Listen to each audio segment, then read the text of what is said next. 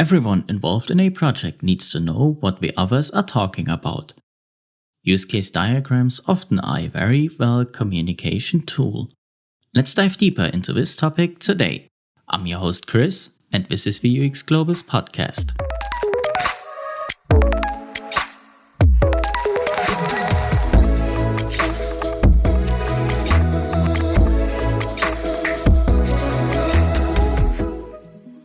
So what can you do with use case diagrams? As the name already says, you can visualize different use cases.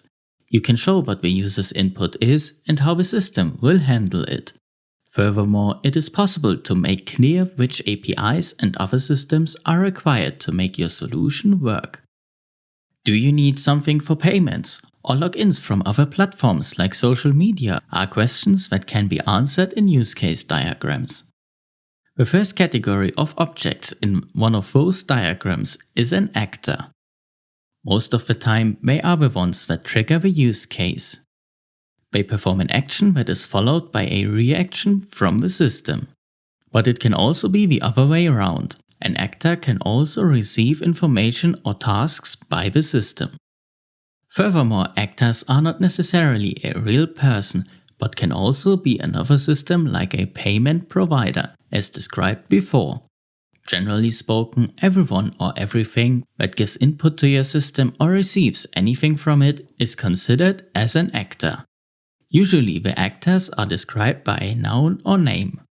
Use cases, on the other hand, are actions that can get performed by the system. Depending on the context, use cases can be more detailed or more shallow. Check out the shopping bag could be one use case. Everyone knows what the idea behind this action is and that other actions follow this one. If you want to check out your shopping bag, it is clear that you need to log in, which is another use case that gets included from the first one. And this is another relation that gets visualized in use case diagrams, an include connection. These connections show that another use case needs to be performed when one use case was performed before. But what happens if you logged in but you entered the wrong password? Then an extending use case will follow. You can add a condition to the extends use case connection. And this would be something like, is the password correct? If it was correct, the workflow will continue. If it were incorrect, the extended action would be performed, and another password input would be required.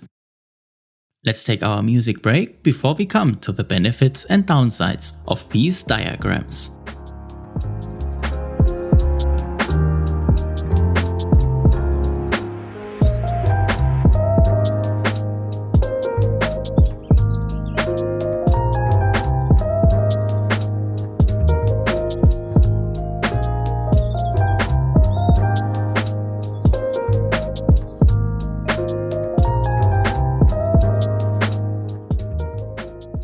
Alright, so what are the benefits of use case diagrams? Well, as I've said before, the main advantage is that all use cases a system must be able to handle can be shown in multiple use case diagrams. Therefore, everyone involved in the project knows what the functionalities are. But this brings us directly to the downside of those diagrams. What if you have no idea how to read one of the charts? Then you have no idea what they show, and creating them is not easy too. A widespread problem is to know when you should use extends and include connections.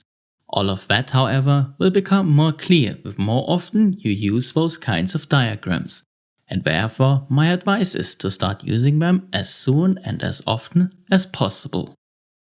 Practicing tasks, however, does not only apply to these diagrams, but everything in life.